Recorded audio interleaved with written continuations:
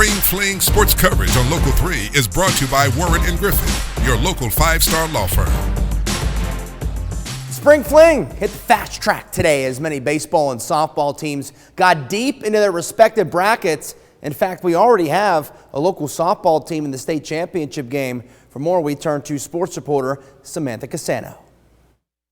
It's hard to win any games in this tournament. The Silverdale Seahawks won 2 on Wednesday alone.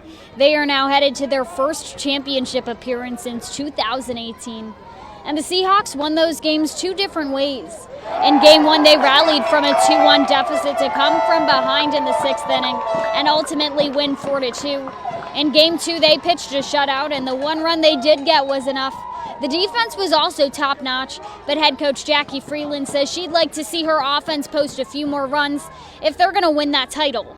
We showed a lot of heart, a lot of grit, a lot of fight, and they just never gave up. And we had some close games here, but they did whatever it takes to get the win. So we are great defenders. We can hit the ball really well. We are great on the field. Like, just being able to be ourselves and know that our teammates have our backs is just huge for the whole team, really. First pitch in Game 6 is set for 5:30 Eastern, 4:30 Central at Starplex number 4. For now, at McKnight Park in Murfreesboro, Samantha Casano, Local 3 Sports. The Silverdale Lady Seahawks, what a day today, the good side of the Spring Fling. It's not always like that. It is, however, if you're Baylor softball, 7 straight state titles, looking for the great 8 in a row. They get one step closer on Wednesday. After beating GPS earlier, the Red Raiders take on Tipton Rosemark with a trip to the title game on the line.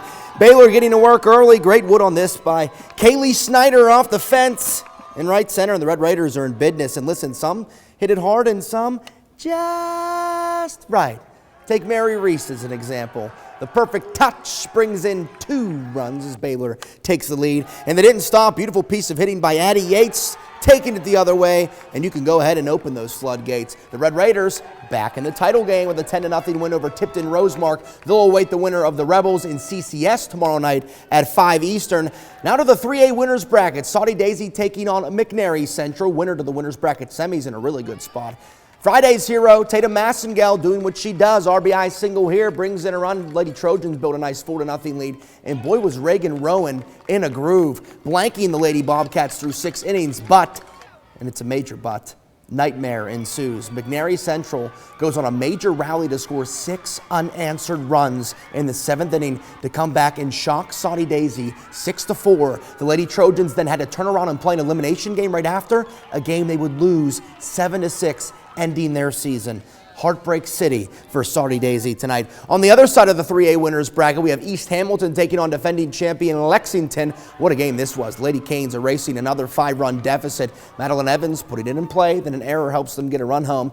Bailey Poshke's turn now as she slaps one that finds some green. Lady Canes all over the champs. Gabby Printup with the help of another Lady Tigers. Miscue keeps the train going. The Lady Canes would lead by 1 in the 6th and then the 7th. But it's Lexington who gets the last laugh as they walk it off to win 10-9. East Hamilton, though, able to turn around and beat Crockett County 3-2 to stay alive. They'll have another elimination game tomorrow when they take on Gibbs at 5 Eastern. East Ham just beat Gibbs on Tuesday, so let's see if they can stay alive and do it again. How about a little baseball now? Silverdale taking on Good Pasture, who beat them yesterday for a trip to the Division II Single A title game.